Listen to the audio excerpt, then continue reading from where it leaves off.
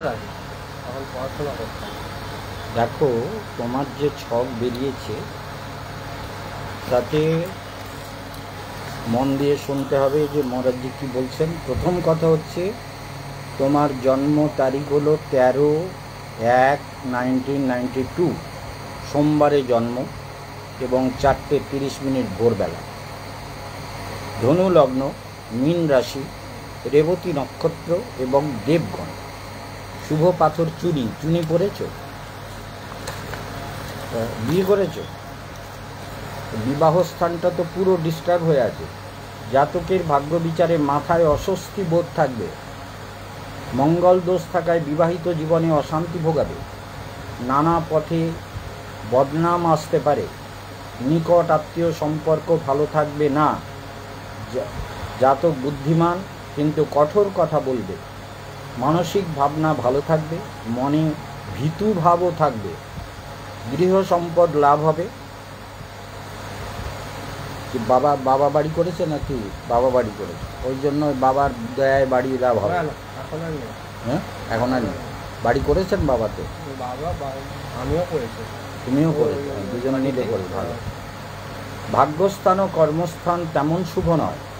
কালসর্প দোষ থাকায় জেদি, ক্রোধী ও একরোখা ভাব থাকবে। বর্তমান সময় শুভ। এই জুলাই মাস থেকে শুভ সময় শুরু হয়েছে। খুব বাজে টাইম চলছিল, এখন রবির সঙ্গে রাহু চলছিল, যেটা 25শে জুলাই পর্যন্ত খুব বাজে যাচ্ছিল। কথাটা বুঝতে পেরেছো? 25শে জুলাই থেকে বৃহস্পতি শুরু হয়েছে। এখন হচ্ছে সেপ্টেম্বর। তার মানে বৃহস্পতি একটু বিলম্বে ফল দেয়, কিন্তু ফলটা ভালো দেবে আশা করা যায়। সেই জন্য গুরুজনের আশীর্বাদ নেবে, বৃহস্পতির উপাসনা করবে, বৃহস্পতির মন্ত্র জপ করবে। এটা তোমার জীবনে এগুলো বুঝে রাখবে। এই যে দাগ দেওয়া হয়েছে, অর্থাৎ রবির মহাদশায় বৃহস্পতির অন্তর্দশা 26শে মে পর্যন্ত চলবে। বুঝতে পেরেছ? 7ই মে 2026 বোঝা গেল? তাহলে এগুলো সব পার হয়ে গেছে, এইটা চলছে বর্তমানে। ঠিক আছে? তাহলে আমরা দেখতে পাচ্ছি কালসর্প কবচ তোমাকে পড়তেই হবে, যেটা আগামী শনিবারে, কালকে তো হয়ে গেল, আগামী শনিবারে আবার একটা যোগ আছে এই বছরের মতো। তারপরে আবার ডিসেম্বরের দিকে দেখা যাবে। নিউ বার্মিক চুনি পরা দরকার 8-9 রতি, আর ব্রাজিল পান্না 6 রতি, আর রক্তপ্রবাল 16-17 রতি। রক্তপ্রবাল না পড়লে নানান প্রবলেম হবে, কারণ মঙ্গল তোমার জীবনের প্রচুর সমস্যার কারণ হবে। মঙ্গল, শুক্র, রাহু, বুধ এগুলো সব এক জায়গায় হয়ে গেছে, আর শনি, রবি এক জায়গায় হয়ে গেছে। এই জন্য পিতৃ সম্পর্কের ক্ষেত্রটা অত মধুর থাকবে না। পিতৃ সম্পর্কটা মধুর থাকবে না, কিন্তু মাতৃস্থান মোটামুটি ভালো। মাতৃস্থান অবশ্যই শুভ। আর ভীতু ভাব, একটা কনফিডেন্সের অভাব তৈরি করছে। এখন বৃহস্পতির মন্ত্র জপ করলে তুমি অবশ্যই শুভ ফল পাবে। বৃহস্পতির উপাসনা করো, মন্ত্র জপ করো, আর কলা গাছের গোড়ায় বসে মন্ত্র জপ করো, তাতে আরও ভালো যদি কলা গাছ থাকে। হলুদ চালে হলুদ মাখিয়ে তার উপরে একটা ঘৃতের প্রদীপ জ্বালিয়ে যদি বৃহস্পতির মন্ত্র জপ করো, তাহলে বৃহস্পতি তোমাকে খুব ভালো ফল দেবে। তার মানে তোমার অর্থ সম্পদ লাভে বা বাড়িঘর গুছানোর ক্ষেত্রে এই সময় বৃহস্পতি তোমাকে প্রচুর শুভ ফল দেবে। আর এই চুনিটা তোমার সারা জীবন দরকার। এখানে লেখাই রয়েছে শুভ পাথর চুনি। বুঝতে পেরেছ? এই জন্য চুনিটা পড়তে হবে। চুনি না পড়লে ভাগ্য বিড়ম্বিত হবে। বুঝতে পেরেছো? এটা পড়ে থাকতেই হবে মোটামুটি সব সময়ের জন্য এটা। হ্যাঁ, ও সারা জীবন। হ্যাঁ, আর হচ্ছে পান্না একটা পড়তে পারো। আমার কাছে আপাতত 2টো পান্না ছিল, কালকে দিয়ে দিয়েছি একটা ব্রাজিল পান্না।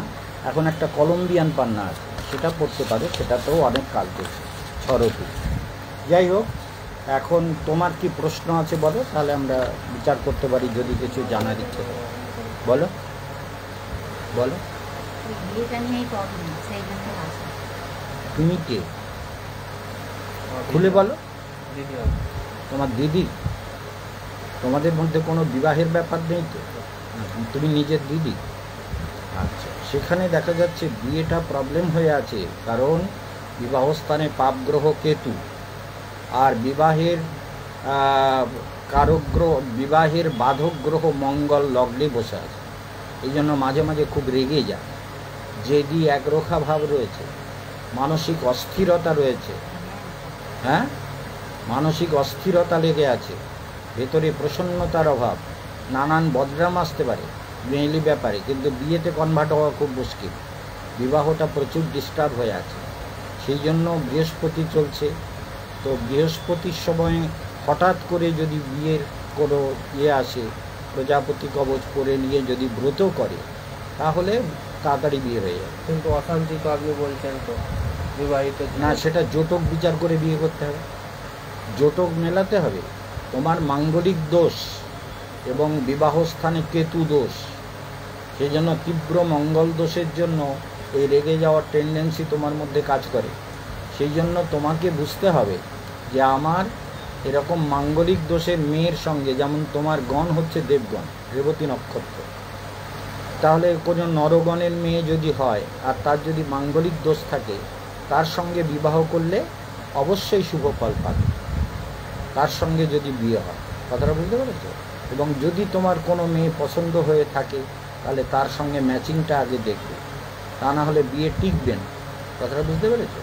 স্ত্রীর জন্য অর্থ ব্যয় করাবে, স্ত্রীর শরীর ভালো থাকবে না, এইসব প্রবলেমগুলো রয়েছে। সেই জন্য আমাদের এগুলোকে ফলো করে চলতে হবে জীবনে, সেটা একান্ত রূপে দরকার।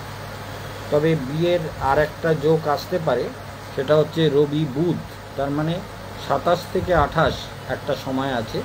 সেই সময় দেখা যাচ্ছে 10 মাসের জন্য একটা যোগ তৈরি হবে, বিয়ের যোগ। সেই সময়ে বিয়ে করতে পারো। আর এখন হঠাৎ করে বিয়ে হতে পারে, হঠাৎ মানে ওই প্রত্যন্তর দশায় একটা গ্রহ অ্যাক্টিভ হয়ে গেল, হয়তো শুক্র এসে গেল, তখন বিয়ে হতে পারে। কিন্তু সেগুলো ম্যাচিং না দেখে বিয়ে করলে অশান্তি হবে, ম্যাচিংটা জোটকটা না বিচার করে বিয়ে করলে অশান্তি হবে, এটা মনে রাখতে হবে।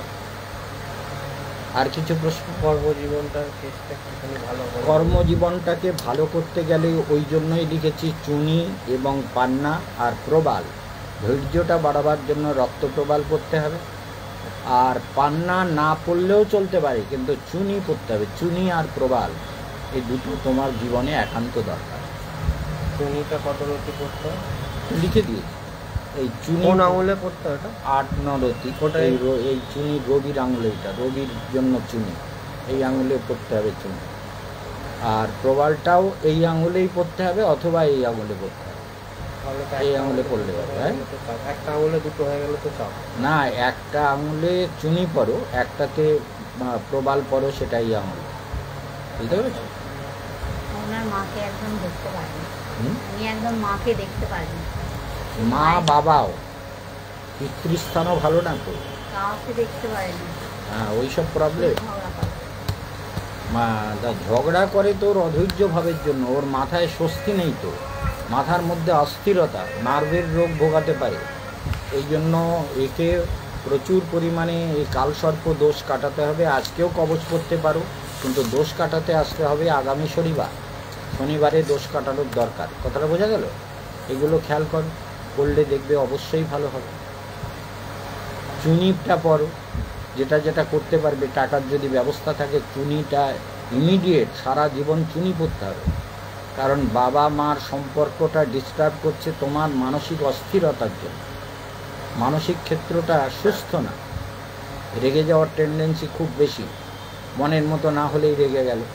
এখন অবশ্য বৃহস্পতি এসছে, যদি গুরুজনকে বাবা মাকে প্রণাম করে, সাধুদের প্রণাম করে, ভগবানকে প্রণাম করে, ভগবানের প্রণাম করে যদি যাত্রা করে, তাহলে সব দিক থেকে ভালো ফল পাবে। কথাটা বুঝতে পেরেছো? বাবা মা, দেখো একটা কথা বলি, বাবা মাকে দেখতে পারি না বললে হবে না। বাবা মা তোমার যদি কোনো বিপদ হয়, তো ঝাঁপিয়ে পড়বে কে? বাবা মা না পাড়ার লোক? বাবা মাই ঝাঁপিয়ে পড়বে। তোমার এখন যদি কোনো খবর যায় যে ছেলের অ্যাক্সিডেন্ট হয়েছে, মা তো কেঁদে বলে আমার ছেলেকে ঠাকুর তুমি বাঁচাও, দৌড়াবে টাকা নিয়ে ধার করে রদ্দ করে। তাহলে বাবা মার উপরে ভাবনাটা আস্তে আস্তে ঠিক করতে হবে, ভাবনাটা ঠিক করতে হবে যে পিতা মাতাকে মেনে চলবো। কারণ এই ভাবনাটা যদি তুমি না করো, তাহলে পিতা মাতার মতো বন্ধু তো পৃথিবীতে কেউ হয় না। পিতা মাতা গুরু আর বিষ্ণু মানে নারায়ণ, এরা কখনো আমাদের অমঙ্গল চায় না। বাবা মা কখনো অমঙ্গল চায় মনে হয় তোমার? তুমি রেগে গেলে, কিন্তু বলো, বাবা মা কোনোদিন তোমার অমঙ্গল চাইবে? না, যে আমার ছেলের অমঙ্গল হোক, খেলা মরে যাক, তারা হোক তবুক হোক, কোনোদিন চাইবে না। কেন? ওরা নিঃস্বার্থ ভালোবাসে।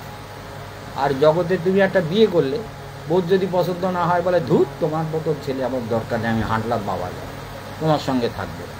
তার ভালোবাসাটা কিন্তু ক্ষণিকে। কিন্তু বাবা মা তোমার আমৃত্যু মরে যাওয়ার সময় প্রার্থনা করে যাবে, ঠাকুর আমার ছেলেটা যেন ভালো থাকে। কি বলেছি বুঝতে পেরেছো? এই জন্য মনে রাখতে হবে। তো সেই জন্য তোমাকে বুঝতে হবে এখন যা যা লাগবে তোমরা নিজেরা ডিসকাস করো, কোনটা করবে না করবে। কর্মজীবনে আর কিছু উন্নতি আছে? কর্মজীবনের উন্নতির জন্যই তো এইগুলো লিখেছি। এখন হ্যাঁ, বৃহস্পতির টাইমে উন্নতি হবে। আচ্ছা, বৃহস্পতির সময় কোনো পরিবর্তন চায়। যদি কোনো চাকরি করো তুমি, ওই কোঅপারেটিভগুলোতে অলরেডি এই সময় তোমার ওই ক্ষেত্রে উন্নতির যোগ আছে। বৃহস্পতি শুরু হয়েছে তো সঙ্গে সঙ্গে হয় না, একটু সময় নেবে, কিন্তু উন্নতির যোগ। যে খারাপ টাইমটা ছিল সেটা অনেকটা কেটে গেছে, বুঝতে পেরেছো? যেটা তীব্র খারাপ ছিল, তীব্র খারাপ চলছিল সময়টা একদম পুরো, বুঝতে পেরেছো? সেই খারাপ টাইমটার সমাপ্তি হয়েছে, কিন্তু এখনও তার এফেক্ট আছে। তো বৃহস্পতির প্রভাবে তুমি যদি মন্ত্র জপ করো, ধ্যান করো, গুরুজনকে সম্মান করো, প্রণাম করো, নিজের স্বার্থে তো লোক নিজের ভালোটা পাগলেও বোঝে। তো তোমারে বুঝতে হবে তোমার ভালো, যে আমি আমার কাজ করব ঠিকই, কিন্তু বাবা মা গুরুজনকে প্রণাম করব। তারা কি বলছে বলুক, কিন্তু তুমি প্রণাম করো, তোমার ভালো হবে। আমি বলছি, আমি এমনি কোনো সাধু বলে উপদেশ দিচ্ছি না, আমি বলছি গ্রহের উপদেশ, বুঝতে পেরেছো? সাধু তো সব বলবে বাবা মাকে ভক্তি করো, ওটা জেনারেল কথা, কিন্তু আমি বলছি গ্রহের জন্য। এখন যে গ্রহ চলছে, এর আগে যে গ্রহ চলছিল, তখন যদি তুমি নিচু লোককে খাওয়াতে, যারা ম্যাথর, মুচি, ছোট জাত, তাদেরকে যদি খেতে দিতে, ভিক্ষুক, কালো বর্ণে ব্রাহ্মণ, তাদের খাওয়াতে, তাহলে ভালো হতো। কিন্তু এখন সাধু, ব্রাহ্মণ, ভগবান, এই সময়টা গেছে, সেই সময়টা চলে গেছে। এখন যে সময় এসছে গুরুজনকে শ্রদ্ধা করতে হবে, নাহলে বৃহস্পতি হাত গুটিয়ে নেবে, উন্নতি হবে না। কথাটা বুঝতে পেরেছো? এই জন্য এটা গ্রহের উপদেশ, সেটা মনে রাখবে, বুঝতে পেরেছো? অবশ্য রূপে এটা মনে রাখতে হবে, ঠিক আছে? দেখো এবার তোমরা কি চিন্তা করবে। আচ্ছা, আমাদের ভক্তরা অনেকে লাইনে এসে গেছেন, আপনাদের জন্য সবাইকে বলার কথা যে কালসর্প দোষ তো কাল কাটানো হলো, আর আগামী শনিবারে কালসর্প দোষ কাটাতে হবে।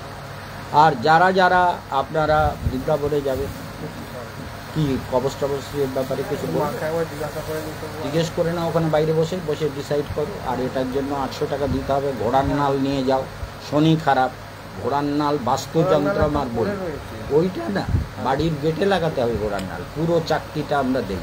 ওই ঘোড়ার নাল কিনা তুমি জানবে কি করে?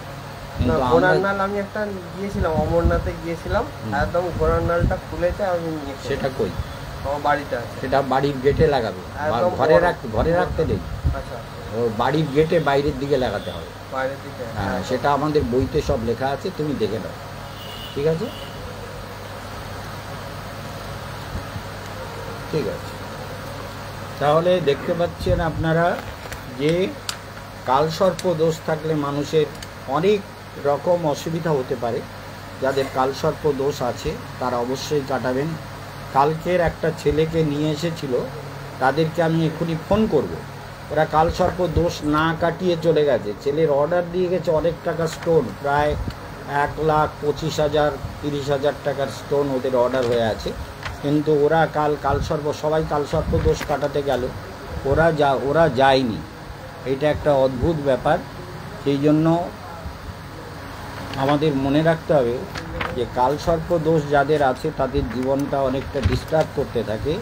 যেমন রায়া ব্যানার্জি কালকে রাত্রে এসেছিল, অবশ্য ওরা অফিস করে দুজনই। আর এটা হচ্ছে জয়ব্রত নন্দী, এর হচ্ছে কালসর্প কবচ পড়ে গেছে কাল, কিন্তু চুনি, পান্না আর প্রবালের অর্ডার দেওয়া আছে। সেই জন্য আপনাদের বলবো এটা খেয়াল করবেন যে আমরা যেন প্রতিকারগুলো ঠিক মতো করে নেই এবং বিধান মেনে চলি। মহারাজের কথাকে যে যত মানবে তার জীবন তত সুন্দর হবে। এই জন্য মনে রাখুন, মন্ত্র জপ, ধ্যান, উপাসনা আমাদের জীবনের একান্ত রূপে করণীয়, সেটা যেন কখনো ভুলবেন না। কারণ সেই দুটি কথা ভুলো না সর্বথা, করো উচ্চ ঈশ্বরে হরি নামর, দুষ্ট মন তুমি কিসের বৈষ্ণব। প্রভুপাদ সরস্বতী গোস্বামী ঠাকুর এই গানটি লিখেছেন। এ দুটো কথা ভুলো না, করো উচ্চ ঈশ্বরে হরিনাম, হরে কৃষ্ণ নাম জপ করো, হরির উপাসনা করো, মন্ত্রের জপ করো, ঈশ্বর প্রণিধান করো। আর একটা কথা মনে রাখুন, যারা বৃন্দাবনে যাবেন তারা যত লোক, আপনাদের সিট নাম্বার, কোচ নাম্বার আমরা পাঠিয়ে দিয়েছি, মনে হয় আমরা ওপেনিং ডেটে টিকিট কেটেছি, যাদের একটু প্রবলেম আছে তারা সবাই কিন্তু অদ্ভুতভাবে আপনাদের টিকিটগুলো কনফার্ম হয়ে যাবে বলে আমার আশা। কারণ আমাদের এক ভক্ত এই পাঠালাম সেদিনকে, মানে গত বৃহস্পতিবারে পাঠিয়েছি, তার ছকটা দেখে দেখা যাচ্ছে সে তার ওয়েটিং লিস্টে তার সিট ছিল 67 নম্বর, কিন্তু তারপরে আরএসি হলো, আরএসি হওয়ার পরে যাওয়ার দিন দেখা গেল কনফার্ম হয়ে গেল। যাদের আরএসিতে টিকিট আছে তারা মনে রাখবেন, যাওয়ার দিনে কিন্তু কনফার্ম হওয়ার সম্ভাবনা 100%। এটা একটা ব্যাপার, সেই জন্য চিন্তার কোনো কারণ নেই। এই জন্য আমাদের মনে রাখতে হবে যে আমরা যেন আমাদের বিধিবিধান মতো জীবন পথে চলি এবং ঈশ্বর প্রণিধান করি, এবং সঙ্গে মহারাজের কথা মেনে চলা জীবনে একান্ত রূপে দরকার। আর আপনাদের গীতা মহাযজ্ঞে যারা দান করবেন, সে আন্দামানের লোক হন কিংবা সারা ভারতবর্ষে যারা আমাদের ভক্তরা ছড়িয়ে আছেন, আমাদের অনেক ভক্ত সেবা করেন গীতা মহাযজ্ঞে। যারা ঘি দিতে চান তারাও দিয়ে দিতে পারেন, বা যা দেবেন আপনাদের সব দ্রব্যই আমরা গীতা মহাযজ্ঞে লাগাই প্রতি বছর, নাম গোত্র দিয়ে আমরা সেগুলো গীতা মহাযজ্ঞে অর্পণ করি। সেই জন্য যারা যারা গীতা মহাযজ্ঞে দান করবেন, আমি তো 3 তারিখের পর আমাকে আর পাবেন না, কারণ 4 তারিখের রাত্রে আমার ট্রেন, 3 তারিখ পর্যন্ত পাচ্ছেন। সেই জন্য আপনাদেরকে বারবার বলে দিচ্ছি, সবাই এগুলোকে মনোযোগ সহকারে নিজের কল্যাণের পথকে নির্ধারণ করুন এবং ধ্যান, মন্ত্রাভ্যাস, ঈশ্বর উপাসনা অবশ্য রূপে করবেন। আর সব থেকে বড় বিষয় হলো যে আপনাদের যাদের যে টাকা বাকি আছে, যারা বিশেষ করে যাদের জেনারেলে মানে রিজার্ভেশন ছিল, তাদের এসিতে টিকিট যাদের কনভার্ট হয়েছে, তারা হিসেব করে 1100 টাকা এক্সট্রা লাগছে। ওই 1100 টাকা এক্সট্রা আপনাদেরকে দিয়ে দিতে হবে। এবং আপনাদের যাদের ট্রেন পড়েছে শিয়ালদা থেকে, তাদের শিয়ালদার থেকে উঠতে হবে, এবং সেই গাড়িটা হচ্ছে 10:55-তে। সেই জন্য আপনাদের শিয়ালদার থেকে উঠতে হবে। আর আমাকেও ওই আরেকটা গাড়িতে আমি শিয়ালদার থেকেই উঠব, সেটা জয়পুর এক্সপ্রেস, এবং সেটা আমার গাড়িটা হচ্ছে রাত্রে।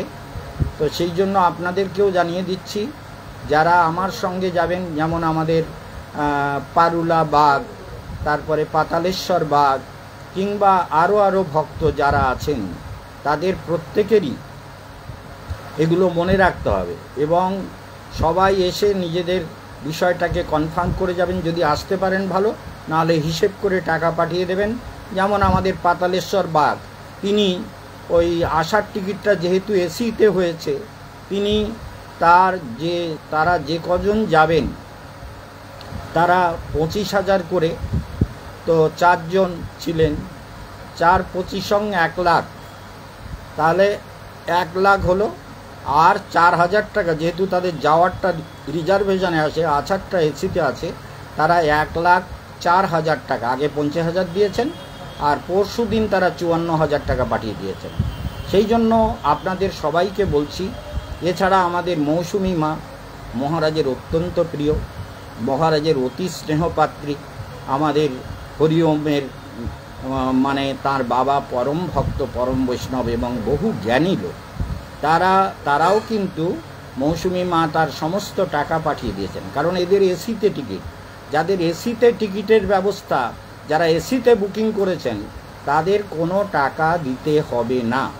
যারা এসিতে বুকিং করেননি, যারা রিজার্ভেশনে করেছেন, তাদের 1100 টাকা করে আপনাদের দিতে হবে। কারণ যাওয়ার যে টিকিট সেটা আপনার যদি এসিতে হয়ে থাকে, রিজার্ভেশনের কোনো ব্যাপার না থাকে, তাহলে সে যাওয়ার টিকিটেও দিতে হবে 1100 টাকা, আসার টিকিটেও 1100।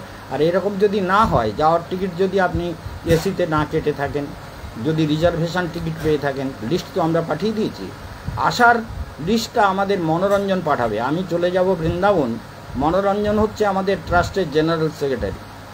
শান্ত ভাব, বোঝা যায় না, সরলভাবে বসে থাকে, কিন্তু ও কিন্তু দায়িত্ব নিয়ে সব কাজ করবে। এবং আপনাদের আসার যত লিস্ট সেগুলোও পাঠিয়ে দেওয়া হবে। নিজেদের বর্তমান লিস্টটাকে হজম করুন আগে, তা না হলে দুটো লিস্ট সঙ্গে সঙ্গে পাঠালে কি বুঝবেন তার ঠিক নেই। দুটো লিস্ট আমরা সঙ্গে সঙ্গে পাঠাচ্ছি না, পরের লিস্টটা আপনাদেরকে যাওয়ার আগে অবশ্যই দিয়ে দেওয়া হবে। মানে অক্টোবর মাসে আপনাদের আসার লিস্ট যেটা, সেটাও আপনাদেরকে পাঠিয়ে দেওয়া হবে। মনোরঞ্জন শুনছো তো? আসার লিস্ট 15ই অক্টোবর নাগাদ আপনাদেরকে মনোরঞ্জন পাঠিয়ে দেবে। কিন্তু যাওয়ার লিস্টটা নিজেরা লিখে রাখুন, যে যাওয়ার লিস্টে আপনার যত প্রোগ্রাম রয়েছে সেগুলো আপনাকে মনে রাখতে হবে। যে আমাদের মনোরঞ্জন, আপনাদেরকে, আমি বৃন্দাবনে যাচ্ছি, মনোরঞ্জন এখানে থাকছে, সব কিছু দেখবে, হিসাব নিকাশ ব্যাপারটা তার হাতেই থাকবে। সেই জন্য তার কাছে টাকা দিলে কোনো অসুবিধে নেই। মনোরঞ্জন ঠিক হিসাব লিখে, কারণ ও তো আমাদের প্রতি বছরের যে আমাদের রিটার্ন সাবমিট করতে হয় তার সমস্ত পেপার মনোরঞ্জন রেডি করে। সেই জন্য মনে রাখবেন, যারা আপনারা টাকা পাঠাবেন তারা অবশ্য রূপে নিজেরা মনে রাখুন যে আমরা যেন মহারাজের কথা মেনে চলতে পারি, মহারাজের কথা শুনে চলতে পারি, এবং সবাই যে যে বিষয় বলা হলো সেগুলো ফলো করবেন।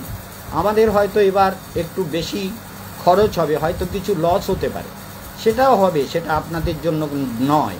সেই লসটা মহারাজ হজম করতে পারে, সেটা মহারাজের ক্যাপাসিটি আছে।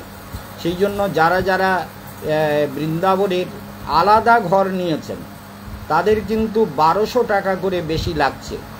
তার মধ্যে আমাদের অমরেন্দ্রনাথ হাজরা এবং আরও যারা এসি ঘরে যারা থাকবেন তাদের 1200 টাকা করে। অমরেন্দ্রনাথ হাজরারা দুজন আছে, ওরা টিকিট করতে পারেননি, টিকিট করেছে ওরা 30 তারিখে টিকিট করেছে, 31 তারিখে বৃন্দাবনে পৌঁছাবে। তো এদের দেখা যাবে যে 31 তারিখে আমরা ওদেরকে হয়তো অনেকটা দূরে নিয়ে যেতে পারবো না, কিন্তু পরের থেকে ওরা পরিক্রমায় যোগ দেবেন। এবং আমাদের অমরেন্দ্রনাথ হাজরা উনি পরে আবার আমাদের সঙ্গে বৃন্দাবনে আরও 20 দিন থাকবেন, বলছেন আশ্রমের ঘরে আমি থাকবো আপনাদের সঙ্গে। তো ধ্যান উপাসনা সেদিন, তখনও ভাগবত শেষ হলেও আমার প্রোগ্রাম তো শেষ হবে না, বৃন্দাবনে প্রোগ্রাম চলবে। বৃন্দাবনে বহু প্রস্তুতি নেওয়া হয়েছে, সারা বৃন্দাবনে 100টা ব্যানার লাগানো হয়েছে এবং নিমন্ত্রণ কার্ড বিলি করা হবে, একটু আগে দিলে মনে থাকবে না। সেই জন্য আমরা যারা যারা আমাদের প্রফেসর আছেন, আমাদের কে যাদব বা মদনলাল যাদব, তারপরে ইঞ্জিনিয়ার সাহেব, ব্যাংকের লোকেরা, যারা যারা এই প্রোগ্রামে যোগদান করবেন, 7 তারিখে আমাদের প্রোগ্রাম শুরু হবে সকাল 7টায়। সকাল 7টায় ভাগবত প্রোগ্রাম শুরু হবে, আর বিকেল 5টা থেকে 6:30 প্রতিদিন ধ্যান প্রাণায়ামের ক্লাস হবে। খেয়াল রাখবেন, 5টার থেকে 6:30 ধ্যান প্রাণায়াম ক্লাস হবে, যাতে আপনার শরীর ভালো থাকে। কারণ আপনার শুধু না, আমারও তো শরীর ভালো রাখতে হবে, আমাকেও তো ব্যায়াম করতে হবে, প্রাণায়াম করতে হবে, ধ্যান করতে হবে। সেই জন্য আপনারই স্বার্থ না, ওটা মহারাজেরও স্বার্থ। কারণ মহারাজ টাইম পাবে কখন? সকালবেলা হয়তো ভোর রাত্রে উঠে খানিকটা করলাম, কিন্তু বিকেলবেলা সময় পাবো না। সেই জন্য সবাইকে নিয়ে করলে ধ্যান প্রাণায়াম বিকেলে করবেন, সকালবেলা ভাগবতের ক্লাসে যোগদান করবেন, এবং নিজের যত বন্ধুবান্ধব বৃন্দাবনে যারা আছে সবাইকে জানিয়ে দেবেন যে সবাই যেন প্রতিদিন ভাগবতের ক্লাসে যোগদান করে। তাহলে আপনাদের প্রত্যেকের টাকা যত শীঘ্র সম্ভব পাঠিয়ে দেবেন। আমরা আপনাদের রিটার্ন টিকিটের লিস্ট পাঠিয়ে দেবো। আর রিটার্ন টিকিটের লিস্টে কি আছে জানেন? পিএনআর নাম্বার আছে। ওই পিএনআর নাম্বার দিলে আপনার টিকিটের পজিশনটা কি আপনি নিজেই দেখতে পাবেন। কারণ আজকাল ফোনে সবাই দেখে, সবাই জানে, সেই জন্য পিএনআর নাম্বার প্রত্যেকটা চার্টে আছে। ওই জন্য পিএনআর নাম্বার অনুযায়ী কার কার লিস্ট কনফার্ম হচ্ছে সেগুলো আপনারা বুঝে নেবেন। যেমন আমাদের মনোরঞ্জন পাল চৌধুরী আর ও স্ত্রী শুক্লা কি যেন পম্পা পাল চৌধুরী আর ওর 2 ছেলে। ছোট ছেলেটার প্রথম টিকিটটা আমরা ওর সিট নেইনি, তাই মনোরঞ্জন বলছে গুরুদেব ওর সিটটা নিলেও ভালো হতো। তো আমরা পরের কিন্তু ওর সিটটা নিয়েছি, পরের এসিতে ওর সিটটা নেওয়া হয়েছে, সেটা আগ্রা ক্যান্ট থেকে ছাড়বে গাড়ি, সেই টিকিটটা আমরা নিয়েছি, তাই তো? আগ্রা ক্যান্ট থেকে ওই গাড়িটা ছাড়বে। আর আমরা যারা যাওয়ার সময় আগ্রা ফোর্টে নামবো। আগ্রা ফোর্ট, আগ্রাতে অনেকগুলো স্টেশন আছে, মনে রাখবেন। আগ্রা ফোর্ট, আগ্রা ঈদগাহ, আগ্রা রাজা কি মন্ডি, আগ্রা ক্যান্টনমেন্ট, আগ্রা জংশন, এতগুলো স্টেশন আছে আগ্রায়। সেই জন্য আপনাকে মনে রাখতে হবে, আপনারা প্রথম গ্রুপে যারা যাচ্ছেন তাদের আমরা তো গিয়ে আগ্রা ফোর্টে নামবো, রাত্রে অনেক রাত হবে, ওখান থেকে গাড়ি একটা রিজার্ভ করে নিয়ে চলে যাব, কারণ ছোট ছোট গাড়িতে কুলোবে না। তো আমরা যে কজন যাব সেটা রিজার্ভ গাড়ি করে নেব। আর যারা আগ্রা ক্যান্টনমেন্টে নামবেন তাদের জন্য গাড়ি আমি পাঠাবো, মানে বাস পাঠাবো বা রিজার্ভ করি, ওখানে যা করব সব আমার দায়িত্ব, সেগুলো আপনাদের চিন্তা নেই। ক্যান্টনমেন্ট, হ্যাঁ, আগ্রা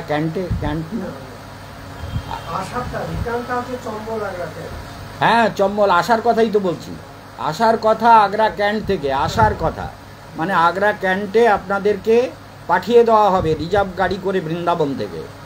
আর আগ্রা ফোর্টে যারা নামবেন সেখানেও গাড়ির ব্যবস্থা থাকবে আপনাদের নিয়ে যাওয়ার জন্য, সেটাও ব্যবস্থা থাকবে, এবং তার জন্য আমরা সব প্রস্তুতি নিচ্ছি, আমাদের কোনো চিন্তা নেই।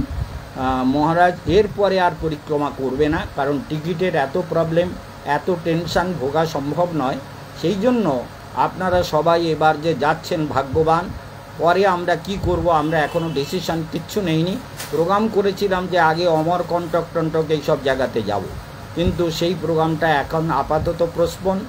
যদি ক্যান্সেল হয়ে যায়, যদি করার কোনো সুযোগ পাই, আমি তো বৃন্দাবনে গিয়ে একবার প্রধানমন্ত্রী বা রেলমন্ত্রীর সঙ্গে দেখা করবার ইচ্ছা, যে এটা কি হচ্ছে, আমাদের কেন টিকিট কাটার সুযোগ থাকছে না, কেন আপনারা এইরকম করছেন, সব টিকিট ফুরিয়ে যাচ্ছে। প্রথম টিকিট কাটতেই যদি একটু দেরি করে, ওই যে টাইপ করে ক্লার্ক, সে যদি একটু দেরি করে, সে আর কনফার্ম হবে না, সে ওয়েটিংয়ে চলে যাবে। তারপরে তো দ্বিতীয় নম্বরের টিকিট তো পাওয়াই যায় না, তাহলে কি করবেন? আমরা যে এতগুলো লোক, ধরুন আমরা 100 জন লোক, তা 100 জন লোক, কারো 4 জন, কারোর 5 জন, কোনোটায় 6 জন করে লোক আছে, তাহলে কতগুলো 17টা 18টা 19 20 21 এতগুলো ফর্ম ফিল আপ করতে হয়। তাহলে 19 20 21 জন লোক কোথায় টিকিট করবে? ছোট ছোট স্টেশন তো খোলে না, রবিবারে হলে খোলে না, বড় স্টেশনগুলো খোলে, সেখানেও পাওয়া মুশকিল। এই ধরনের ছোট স্টেশনেও আমাদের লোক ছিল, পাইনি, ধীরেন পাল ছিল, একজনের পরে সে টিকিট করতে পারলো না, তার টিকিটটা আমরা আবার রিজার্ভেশন করলাম, বললাম যে আমরা টিকিট করে নিচ্ছি। তো আমরা সেটাকে অন্যভাবে টিকিট করেছি, সেটা আগ্রা ফোর্টের জন্য। আর পরে ফেরার টিকিট হচ্ছে আগ্রা ক্যান্ট থেকে, আগ্রা ক্যান্টের গাড়ি আমরা করে পাঠিয়ে দেবো। ভগবানকে ধ্যান করবেন, নারায়ণ, কালকেও হরিকথা অনেক হয়েছে, সেগুলো আপনারা নিশ্চয়ই শুনেছেন। সবাই যারা লাইনে আছেন অশেষ ধন্যবাদ, সবাই হরিনাম করবেন, ধ্যান করবেন। হ্যাঁ হ্যাঁ বললাম তো 4400 টাকা। হ্যাঁ আমি বলেছি আগে 50,000 পাঠিয়েছে, পরে 54,000 পাঠিয়েছে। 54, হ্যাঁ 54 না 50,400, মানে 4-25, হ্যাঁ 54,400, তার মানে 1100 টাকা করে, 4 জনের 1100 টাকা। সেই জন্য হিসেব করে উনি টাকা পাঠিয়ে দিয়েছেন, যে গুরুদেব বলেছেন ওরা তো আসানসোল থেকে উঠবে, কিন্তু এই 54,000 মানে 4-25 100 আর 4,000, তার মানে 4,400, তার মানে আগে 50,000 দিয়েছিলেন, পরে 54,400 টাকা পাঠিয়ে দিয়েছেন। আমাদের মৌসুমি মায়েদের তো এসিতেই টিকিট ছিল, তাদের তো আলাদা কিছু লাগছে না, যা লাগবে সেটা গুরুদেবের দায়িত্ব, সেটা আপনাদের দায়িত্ব নয়। আর মৌসুমি মা তো বৃন্দাবনে 2.5 লাখ টাকা দিয়েছেন আশ্রমের ঘরের জন্য, তার নামে নেম প্লেট লেগে গেছে, তার নামে পাথর বসিয়ে দেওয়া হয়েছে, এই ঘর মৌসুমি মায়ের টাকায় নির্মিত হলো। সেই ঘর সুন্দর ঘর, সেই ঘরে গিয়ে মৌসুমি মাকে ওই ঘরেই রাখবো। তবে ঘরটা 3 তলায় হয়েছে, তা 3 তলায় একটু কষ্ট করে ওঠা নামা করতে হবে, সেই জন্য সবাই মিলে সেইটাকে করবেন। আর সে ঘরটা খুব ভালো ঘর, একদম রাস্তার দিকের ঘর, জানলা দিয়ে সব দেখা যাবে, সব প্রোগ্রাম করা যাবে। সবাই ভালো থাকবেন। আর এখন ভাগ্য বিচার করা হলো, এরপরে যারা আসবে তাদের ভাগ্য বিচারকালে যদি হরিকথা বলা যায় বলা যাবে। আজকের এখানে বিশ্রাম। ওম শান্তি।